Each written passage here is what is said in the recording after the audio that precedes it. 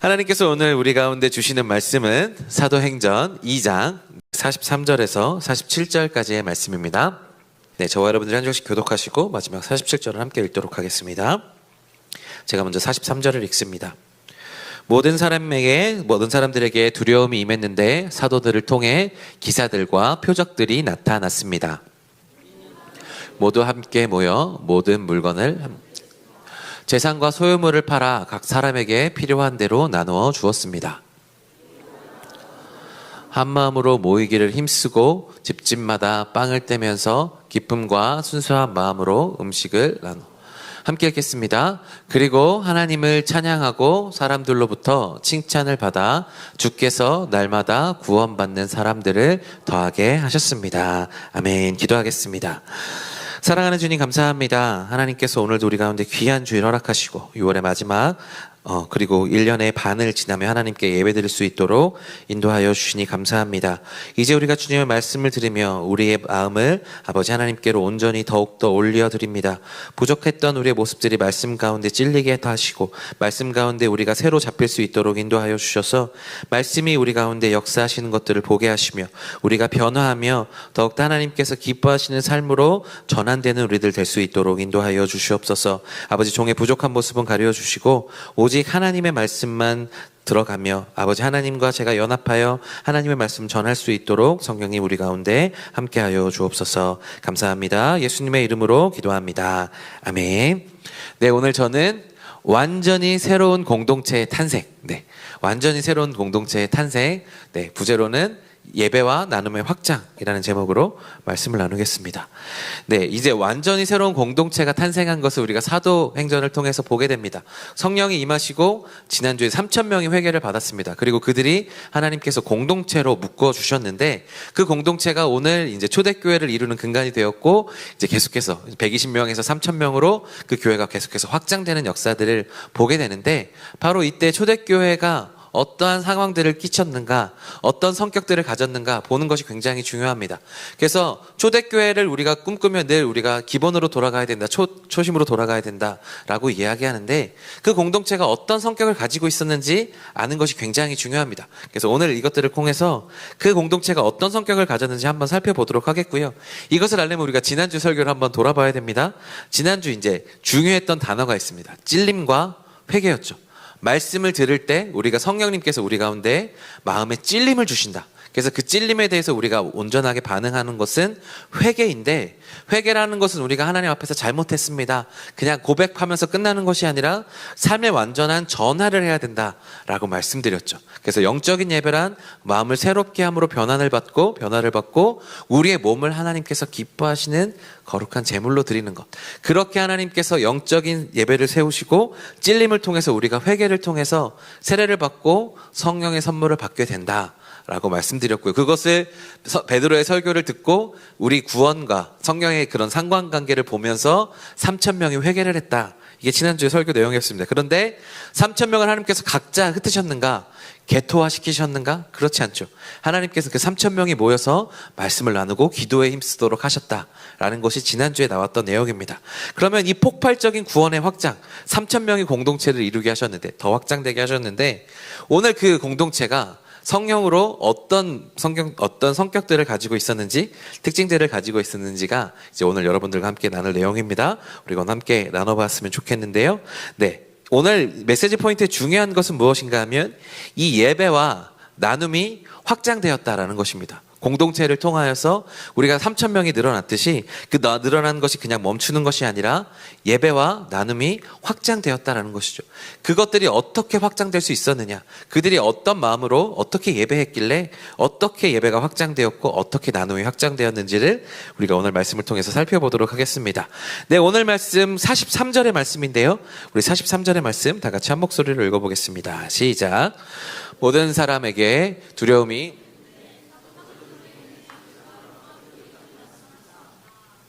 아멘. 오늘 메시지 포인트 첫 번째는 무엇인가 하면요, 사도들을 통해서 기적이 나타났고 사람들은 그것을 통해서 경외심을 가졌다라는 것입니다. 오늘 말씀을 보시면 이 두려운 마음이 생겼다라고 이야기하는데, 이 두려운 마음이 생긴 이유를 곰곰이 생각해 보면 뒤에 연결됩니다. 무엇인가 하면 사도들을 통해서 이제 신비로운 일들과 이적과 기사가 나타났다라는 것이죠. 여기서 이야기하는 이 두려움이란 것은 단순한 우리가 공포감을 말하는 단어가 아니라요, 하나님에 대한 깊은 경외심을 나타내는 단어가 바로 이 두려움입니다. 그래서 단순한 두려움이나 공포를 넘어서 경외함과 존경의 의미를 갖고 있는 것이 바로 오늘 이 두려움이다 라는 것입니다. 하나님께서 사도들을 통해서 하나님의 능력을 보이셨습니다. 놀라운 기적의 역사들이 많이 나타났죠. 그래서 사람들이 그들을 통해서 하나님께서 역사하셨고 하나님의 놀라운 광대하심을 보았습니다. 그래서 그것을 보면서 그들의 마음 가운데 위대하신 신이구나, 놀라우신 하나님의 능력이구나 라는 것들을 경험하게 했고, 그들 모든 사람들에게 그러한 경외감이 나타났다는 것이 오늘 말씀입니다. 그렇게 말했던 대로 이 경외는 마음속으로 깊이 우러러서 존경하고 두려운 마음에 대해서 이야기하는데, 여러분 이 경외감이 언제 드는가 라는 것을 잘 생각해 보면 이 광활한 자연을 보면서 그랬던 것 같아요. 저는 직접 가보지 못했지만 이 화면으로 봐도 이제 그랜드 캐년 같은 곳에 정말 깎아지를 듯한 절벽을 볼 때, 와, 이것은 사람이 깎은 것이 아니구나 라는 것을 보면서 마음에 위대한 두려움이라기보다는 경외로운 마음이 들죠. 그런 때 드는 마음들이 이 경외감이다 라는 것이죠. 저는 이 경외감이라는 단어를 표현할 때 가장 잘 어울리는 때가 언젠가 생각해 보면 밤하늘을 볼 때인 것 같아요. 별을 보면 이게 뚫어져서 그 어둠 가운데 밤하늘에 별이 쏟아질 것 같은 별을 볼 때 제 마음 가운데 뭔가 몽글몽글한 마음이 올라옵니다. 이게 뭐지? 설명할 수가 없는데 저는 이때 드는 마음이 경외감과 비슷한 것 같아요. 하나님께서 이 넓은 우주를 만드셨구나, 저렇게 아름다운 별빛들이 있는데 저거를 주관하시는 것이 하나님이시구나 라는 것을 그냥 약간 미지의 세계에 대한 두려움도 생기면서 약간 몽글몽글한 마음도 생기면서, 어떻게 설명할 수 없는 약간 이제 이런 표현 좀 그렇지만 멜랑콜리한 느낌이 드는 그런 마음이 들 때가 있는데, 저는 이것이 경외감과 아주 비슷하다라는 생각을 하게 됩니다. 이 자연 앞에서 우리는 이러한 경외감이 들게 마련이죠. 이 이적과 새로운 일들과 사도들이 했던 일들이 이러한 마음들을 불러일으켰다라는 것이죠. 왜 그랬는가? 사도들을 통해서 놀라운 기적들이 나타났기 때문에 이 모든 사람들에게 경외감, 하나님이 놀라우신 신이시구나, 하나님은 정말 우리가 비교할 수 없는 그런 대상이구나를 우리가 경험할 수 있었다라는 것이죠. 이 사도들은 통로이자 도구였을 뿐이고요, 하나님은 그들을 통해서 역사하셨을 뿐입니다. 그러나 그 사도들을 통해서, 그들을 통하여서 하나님께서는 모든 사람들에게 경외감을 심어주셨다라는 것이죠. 이것을 통해서 우리가 알 수 있는 것이 무엇인가 하면 이 영향력이 확대되었다라는 것을 볼 수 있습니다. 사도들이 통로가 되어서 모든 사람들에게 영향을 끼쳤다라는 것입니다. 이 소수의 사도들, 우리가 제자들이 사도가 되었다라고 생각하면 아직 12제자들이 있죠. 그 사도들이 그 12명에 대한 분들이 그 당시에 오순절 당시에 왔었던 몇만 명의 사람들에게, 모든 사람들에게 경외감을 줄 수 있었는가, 그 당시 예루살렘에 살고 있었던 사람들에게 어떻게 그렇게 큰 경외감을 줄 수 있었는가를 우리는 고민하게 됩니다. 보통은 우리가 세상을 살아가는 이치는 무엇이냐, 큰 곳에서 작은 곳으로 이동하게 되어 있습니다. 어떤 영향력은요, 아주 작은 곳에서 큰 곳으로 이동하는 것이 아니라 거대 남론에서 소수 쪽으로 넘어가게 되어 있는 것이죠. 그래서 특히 민주주의는 다수결의 원칙이지 않겠습니까? 그래서 다수의 힘이 소수에게로 흘러가는 것이 세상의 법칙인 것을 우리는 알 수 있습니다. 그러나 오늘 본문은 우리 가운데 무엇이라고 이야기하느냐, 사도들이 모든 사람들에게 영향을 미쳤다 라고 이야기하고 있죠. 이제 44절의 말씀을 보시면 믿는 사람들에 대해서 이야기하고 있는데, 사도들, 믿는 사람, 모든 사람들, 이렇게 그룹을 지어서 보고 있는 말씀을 기술하고 있는 것을 보게 됩니다. 사도들이 믿는 사람들을, 기적들을 만들었고 그 모든 사람들에게서 믿는 사람들이 나타났다라는 것인데, 이 영향력이 확대된 것을 볼 수 있습니다. 어떻게 이것이 가능했는가? 저는 과학의 이야기를 좀 하고 싶습니다. 여러분, 삼투압 아십니까? 삼투압을 잘 볼 수 있는 것이 언제냐면 김장할 때입니다. 소금을 뿌립니다. 소금을 뿌리면 배추 밖에 소금을 뿌리죠. 그러면 소금이 그 안으로 영향을 미쳐서 소금 안에 있는 물기를 뺏는 겁니다. 소금이 농도가 높은 소금물이 그 안으로 들어가서 안에 있었던 것들을 이동시킵니다. 이것이 영향을 주는 것이 삼투압이죠. 소금이 이런 농도 높은 소금이 배추에 있는 물을 빼는 겁니다. 영향력을 주는 거죠. 바로 이것이구나 라는 생각을 하게 됩니다. 예수님께서 우리 가운데 무엇이라고 하셨습니까? 우리를 세상의 소금이다 라고 이야기하셨습니다. 우리 마태복음 5장 말씀 우리 다 같이 13절에서 15절 말씀인데요. 다 같이 한 목소리로 읽어볼까요? 시작. 너희는 이 땅의 소금이다. 그러나 만일 소금이 짠맛을 잃어버리면 어떻게 다시 짜게 되겠느냐? 아무데도 쓸 데가 없어 바깥에 버려지고 사람들이 짓밟게 될 것이다. 너희는 세상의 빛이다. 산 위에 세워진 도시는 숨겨질 수 없다. 등잔을 켜서 그릇으로 덮어두지 않고 등잔대 위에 두어 그 빛을 온 집안 사람들에게 비추는 것이다. 아멘. 소금, 빛, 알맹이가 있는 사람들은 영향을 미친다 라는 것이죠. 특별히 소금이 너희는 세상의 소금이다 라고 이야기했죠. 세상에 들어가서 우리가 침투하여서 그 부패한 세상을 바꿀 수 있는 것이 소금이다 라는 것이죠. 예수님께서 우리 가운데 그렇게 말씀하십니다. 이것을 보면서 우리가 생각해야 되는 것은 무엇인가 하면 소금과 같이 밀도 있는 삶을 살아야 된다라는 것입니다. 세상에 영향력을 줄 수 있는 소금과 같은 알맹이가 있는 삶을 살아야 한다라는 것이죠. 우리가 소금처럼 하나님의 뜻을 가지고 밀도 있는 삶을 살아갈 때 우리는 세상에 영향력을 줄 수 있다라는 것이죠. 사도들이 모든 사람들에게 영향력을 줄 수 있었던 이유는 그들이 진짜로 알맹이 있는 농도 높은 밀도 있는 삶을 살았기 때문입니다. 어떤 밀도 있는 삶을 살았는가? 바로 영적인 밀도가 있는 삶입니다.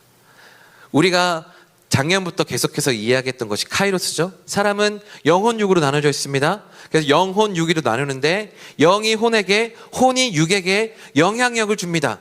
그래서 영의 밀도가 높은 사람들은 영의 밀도가 혼으로 가게 되어 있고 혼의 밀도가 육으로 가게 되어 있습니다.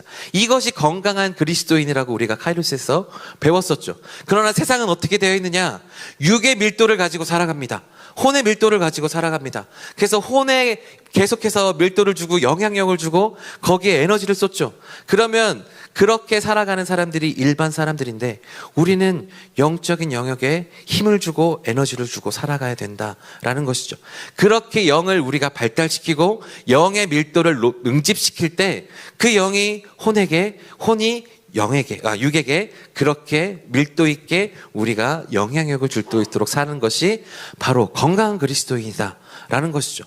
똑같이 이 영적으로 밀도가 있었던 이 사도들이 그냥 단순히 개인의 삶들만 그렇게 건강하게 되었느냐? 그렇지 않다라는 것이죠. 모든 사람들에게 그 영향력이 흘러가게 되었다라는 것이죠. 이것이 바로 소금의 삶이다라는 것입니다. 그러므로 우리가 해야 될 것은 무엇이냐? 이 영적인 밀도 있는 삶을 살아야 한다라는 것입니다. 영적으로 밀도 있는 삶, 그것은 무엇이냐? 바로 내 영의 양식을 계속해서 공급하는 것이죠. 내 안에 있는 생각들의 세상적인 가치관들을 다 내려놓고 하나님의 말씀을 계속해서 채우는 겁니다. 그렇게 영적인 것들로, 기도로, 말씀으로 내 영을 강하게 하고 그렇게 영의 양식을 주면 우리는 우리의 영이 밀도 있는 삶을 살아가게 됩니다. 밀도가 점점 더 채워지는 거죠. 특별히 수련회와 연결해서 이야기해보면 1년에 우리가 집중적으로 하나님을 만나는 2박 3일의 시간을 통해서 더욱더 영적으로 살아가게 되는 겁니다. 일주일간 우리가 세상을 살면서 하루 와서 우리의 밀도가 더욱더 높아질 수 있을 것입니다. 분명히 되는 것이지만 그러나 우리는 연약한 인간이기에 그렇게 집중적인 코스들이 필요하다는 것이죠.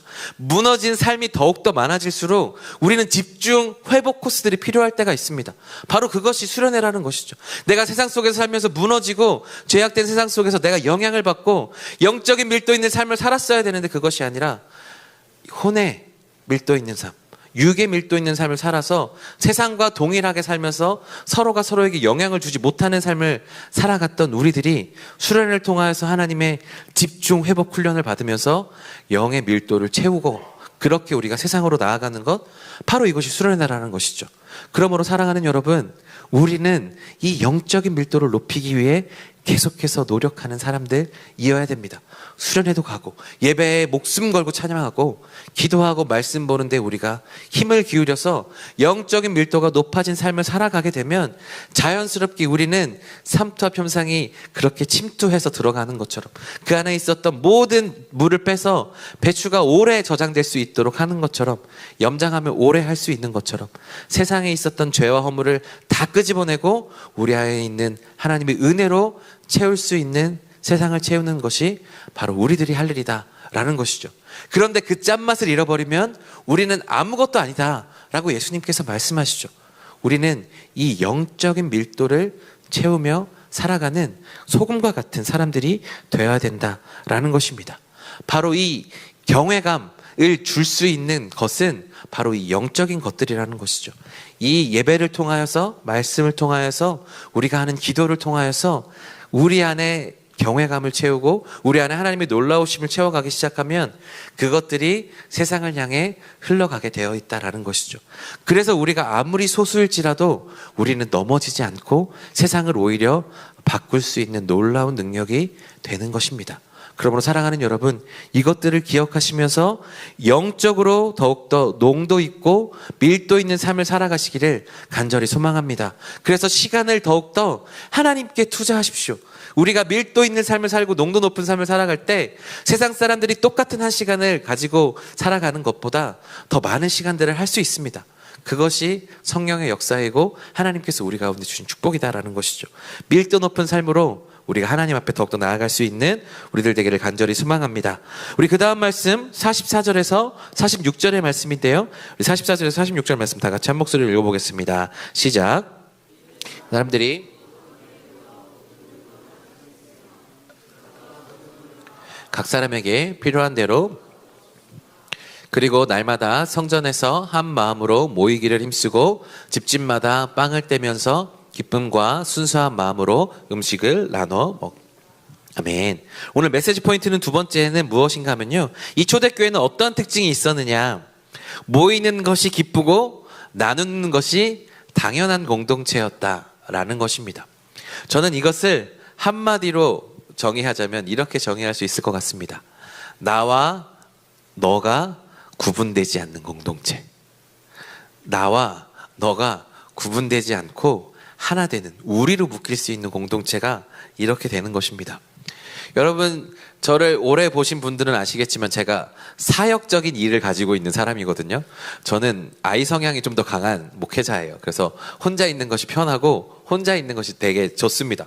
그래서 여러분들을 만나는 것이 너무나도 즐겁지만 또한 혼자 있는 것도 너무 좋아하는 사람이에요. 그런데 오늘 말씀을 보시면 모이기를 힘쓰고 집집마다 모여서 기쁘고 순수한 마음으로 함께 음식을 나눈다. 매일 이렇게 하는 것 저에게는 즐거움일까요? 힘든 것일까요? 힘든 일입니다. 왜냐하면 사역이니까요. 나와 너가 구분되어 있어서 그렇습니다. 그러나 반대로 생각해 보십시오. 제가 우리 딸과 우리 아내와 있는 것을 이렇게 하면서 매일 모이기를 힘쓰고 매일마다 음식 먹는 것이 불편할까요? 그렇지 않습니다. 왜? 우리 한 가족이기 때문입니다. 나와 내가 구분되지 않기 때문입니다. 우리가 보통 내 것을 사는 것을 굉장히 좋아해요. 여러분 그 카카오톡이나 여러분 갖고 위시리스트 하나씩 갖고 계시죠? 내가 돈이 생기면 이거 사야겠다. 가지고 있는 것들. 그것을 살 때 우리가 굉장히 기쁘죠? 그것들을 내가 충족했을 때 누군가는 카메라일 거고 누군가는 가방일 거고 누군가는 컴퓨터일 거고 그런 것들이 쭉 있을 겁니다. 그런데 아빠가 되고 보니까요.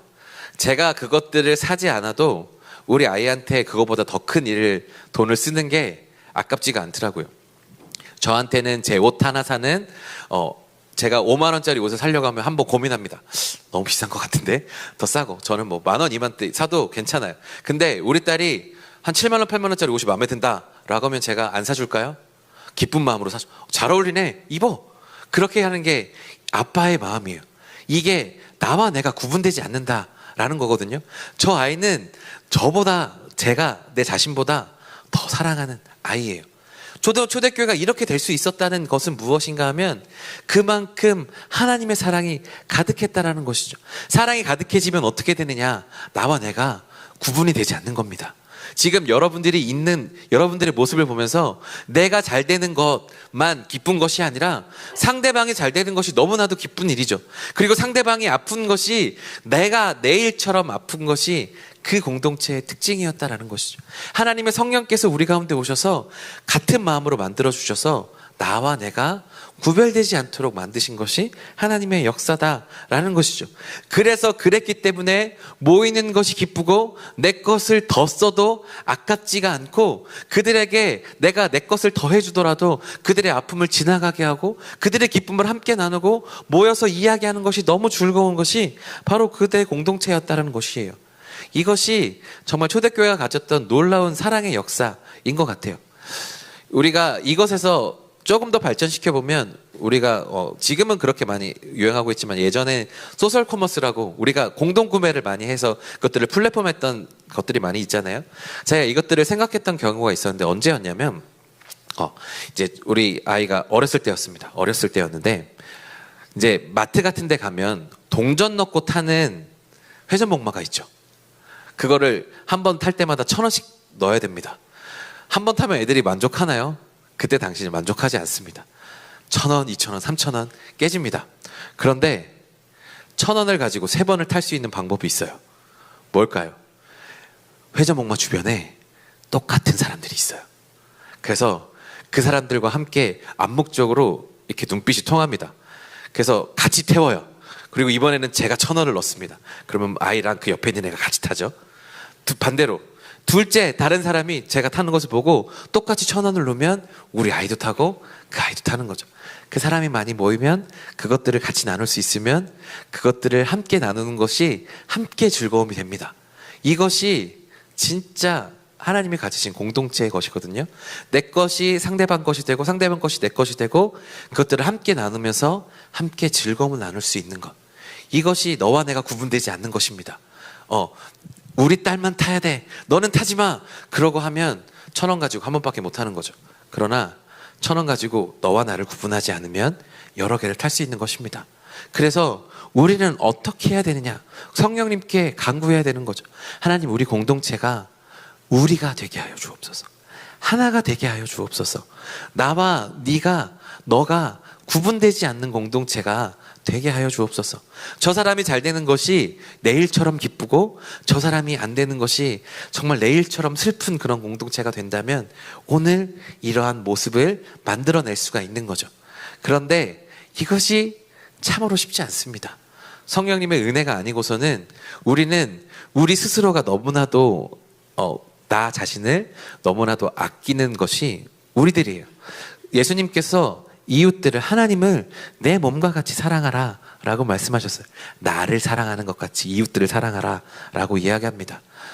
나를 잘 사랑하지 않는데요 라고 이야기하실 수 있겠지만 여러분, 우리의 본성들을 살펴보면 우리는 내가 불편하고 하기 싫고 무서운 것들을 하기 싫어하는 성향들이 있습니다. 그것들을 끊어가면서까지 내가 행동하고 싶지 않은 깊은 기저의 내면에 이기심들이 모두 다 차지하고 있다고요. 그것은 하나님께서 우리 가운데 발견하게 하시는 그 놀라운 역사죠. 근데 그 이기심을 넘어서서 상대방을 더욱더 사랑할 수 있는 것, 이것은 보통 일이 아닙니다. 이 아버지가 딸을 향한 그 마음처럼 그렇게 그것이 자연스럽게 나오려고 한다면 우리는 그만큼 영적인 사람들이 되어야 되는 것 같아요. 아까 1번에서 이야기했던 것처럼 영적인 존재가 되어서 영의 밀도가 채워지면 그것이 우리의 혼의 영역에, 감정의 영역에도 영향을 미칩니다. 그래서 하나님의 사랑으로 우리 혼의 영역에 영향을 미치면 그 혼의 영역에서 우리가 너와 나를 구분하지 않고 우리가 되고 하나가 되어서 그런 공동체가 될 수 있는 거죠. 그렇게 나눔이 확장된 공동체, 마음이 확장된 공동체, 그것이 바로 오늘 초대교회가 가졌던 것이었다라는 것입니다. 그래서 이 아버지와 자녀와의 관계에서는 이것이 너무나도 자연스럽지만 예수님께서는 이것이 자연스럽지 않다라는 것을 아셨어요. 그래서 예수님께서 요한복음 15장에 보시면 친구를 위하여 목숨을 주는 것이 참으로 귀하다 말씀하셨습니다. 이보다 더 큰 사랑이 없다라고 이야기하셨어요. 친구를 위하여 목숨을 걸 수 있는 사람 쉽지 않습니다. 아버지가 자녀를 위해 목숨 거두는 것도 쉽지 않지만 그거는 어쩌면 가능할지 모르겠어요. 제 마음을 보면 그럴 수도 있을 것 같아요. 그러나 내가 내 친구를 위해서 내가 가졌던 내 가족들을 다 뒤로 하고 내 목숨을 내려놓을 수 있느냐 생각해보면 그거는 진짜 불가능한 일입니다. 그러나 예수님께서는 우리에게 친구를 위하여 자기 목숨을 주는 것이 가장 크다라고 말씀하셨죠. 그러면서 우리를 친구라 부르시고 예수님은 우리를 위하여서 십자가에 달려 죽으셨습니다. 예수님이 우리를 친구로 부르시고 그렇게 사랑하여 주셔서 왜 그렇게 하셨느냐? 우리도 그렇게 하라라는 것이죠. 영적인 밀도를 가지고 성령의 충만함으로 우리가 서로를 사랑하고 나와 너를 구분하지 않고 친구들을 위해서, 내 옆에 있는 사람들을 위해서, 내 공동체 사람들을 위해서 정말 목숨을 다하여 사랑할 수 있도록 하는 것이 바로 우리 주님이 우리 가운데 원하시다라는 것이죠. 그러므로 사랑하는 여러분, 이 초대교회 분들을 기억하면서, 이 신자들을 기억하면서 성령의 충만함 속에서 서로를 사랑할 수 있는 우리 공동체가 되기를 간절히 소망합니다. 그렇게 예배가 충만해지고 나눔이 충만해질 때 정말 우리가 더욱더 하나 되어서 더욱더 밀도 높은 삶이 되어가는 줄로 믿습니다. 결국 그것으로 어떻게 되었느냐? 이 밀도 높은 삶을 통하여서 하나님께서 이러한 일들을 이루셨습니다. 우리 오늘 말씀 마지막 47절 말씀인데요. 우리 47절 말씀 다 같이 한 목소리로 읽어보겠습니다. 시작. 그리고 하나님을 찬양하고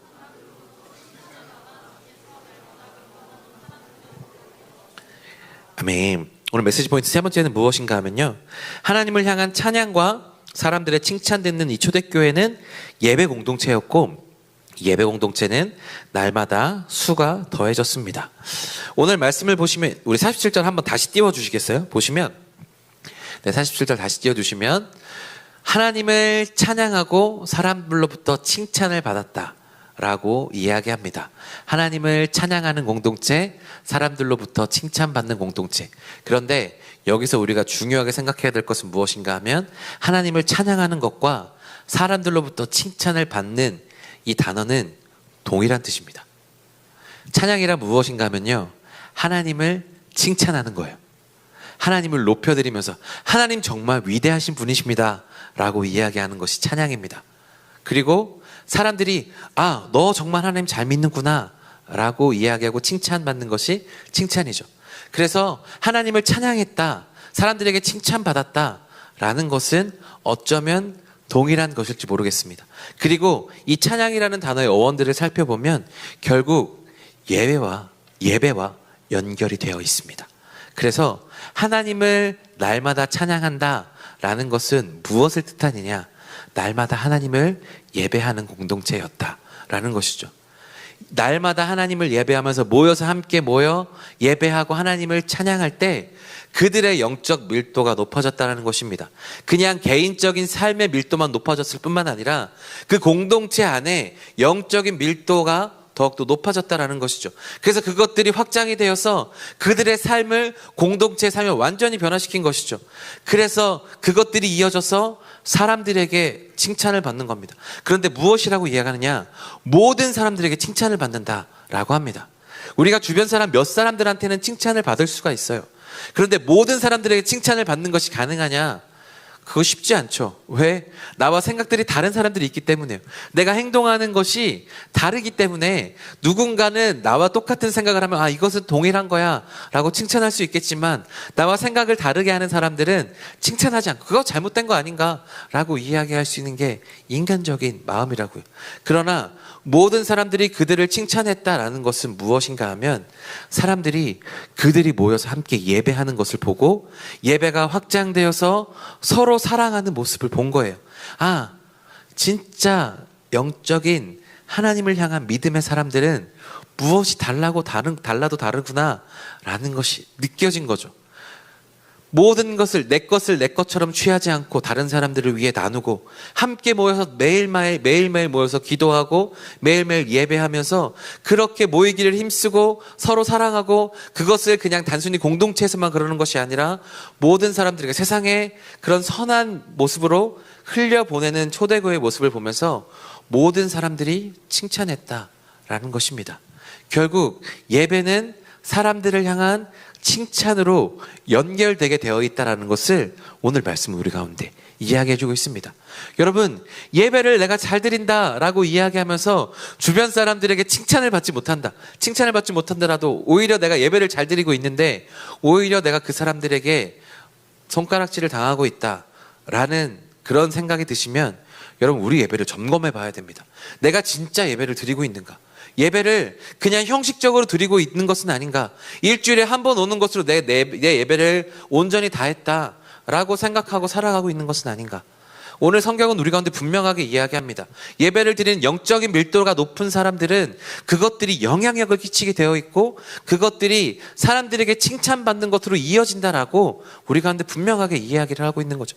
예배를 드리는 사람이 세상 가운데 빛이 되지 않고 소금이 되지 않는다라는 것은 그것은 말이 되지 않는다라는 것이죠. 초대교회는 그렇게 예배를 드리면서 예배 공동체였고 그것으로 말미암아 사람들에게 칭찬을 받았고 그것으로 말미암아 날마다 사람 수가 더해졌다라는 것이 오늘 47절에 있는 말씀입니다. 예배 공동체는 진정으로 예배를 드리는 공동체, 영적으로 밀도가 높아지는 공동체는 하나님께서 그냥 두지 않으신다라는 거죠.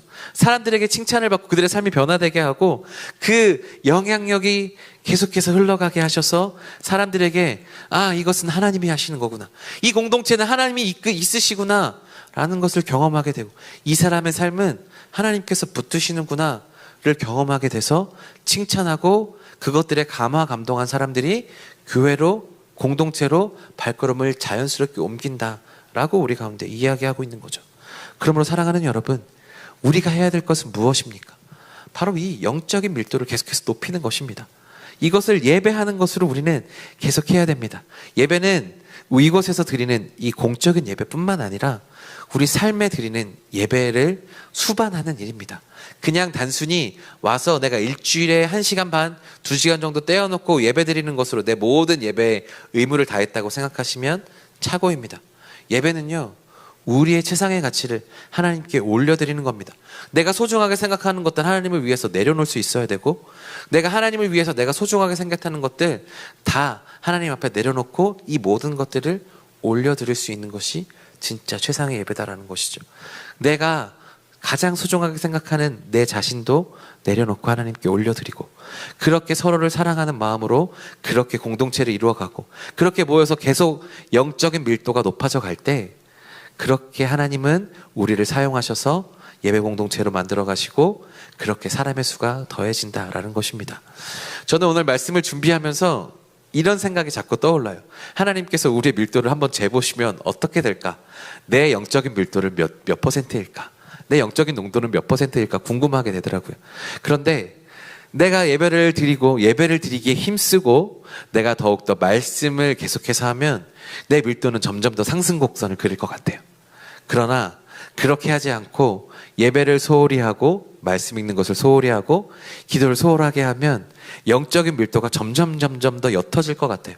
그래서 영적인 밀도가 점점 더 옅어져서 세상 사람들과 별 다를 것이 없게 되면 우리는 세상 사람 그냥 와서 예배를 드리는 것으로 그냥 우리는 다를 것이다 생각하겠지만 하나님 입장에서는 그것이 아닐 수 있다는 것을 우리는 경각심을 가지고 살아야 합니다. 예배를 통하여서 영적인 밀도를 높여서 영적인 밀도가 30에서 40이 되고 40에서 50이 되고 천국 가는 그날까지 99% 100%가 되기 위해 늘 노력하는 사람들이 되어야 된다라는 것입니다.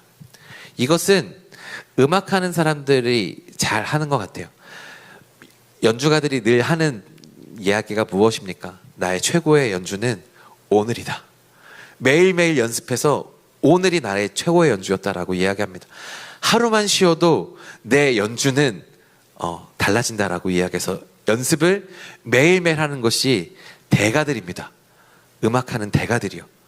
신앙의 대가가 되기 위해서는 어떻게 해야 될까요?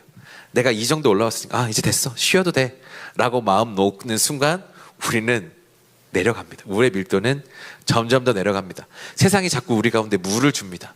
희석되도록 자꾸 유혹합니다. 그게 아니라 영적인 밀도를 계속 높일 수 있도록 계속 우리가 영적인 것들로 가득 채우면 그 영적인 밀도가 높아짐으로 말미암아 그것이 우리를 건강하게 하고 사회를 건강하게 한다라는 것이죠. 그것이 완전히 새로운 공동체를 탄생시켰던 바로 사도행전에 나오는 초대교회가 가졌던 아주 놀라운 하나님의 주신 공동체의 특성이고요. 그것은 가만히 있는 것이 아니라 예배를 확장시키고 나눔을 확장시키고 사람들에게 하나님을 더욱더 알게 하는 그런 확장들이 일어났음을 오늘 말씀 누리 가운데 알려주고 있습니다. 그러므로 사랑하는 여러분, 기억하십시오. 오늘 말씀은 우리 가운데 우리가 초대교회 공동체처럼 살기 위해서 해야 될 단 한 가지, 영적인 밀도를 높여라 라고 이야기하는 겁니다. 그것으로 사도들이 그 모든 사람들에게 영향을 미쳤던 것처럼 영적인 밀도를 높여서 그 공동체가 하나 될 수 있었던 것처럼, 그래서 그것들이 이어져서 날마다 예배가 이어져서 사람들에게 칭찬받고 날마다 사람 수를 더하게 하셨던 예배와 나눔이 확장되는 공동체가 바로 초대교회였음을 기억하고, 우리가 그런 초대교회 사도들처럼 초대교회 교인들처럼 살아갈 수 있도록 우리의 영적인 밀도를 높여라 라고 이야기하는 것이죠. 그러므로 이 영적인 부흥으로 영적인 밀도가 높은 사람으로 나아가서 하나님께서 기뻐하시는 삶을 살아가면 우리에게 놀라운 또 다른 새로운 역사가 나타나게 될 줄로 믿습니다. 완전히 새로운 공동체가 태어났던 것처럼 우리의 삶이 완전히 새롭게 바뀌고 우리의 공동체가 목양교회 청년부가 더욱더 완전히 새로워질 수 있는 줄로 믿습니다. 이것들을 위해 더욱더 힘쓰고 애쓰는 우리들 되기를 간절히 소망합니다.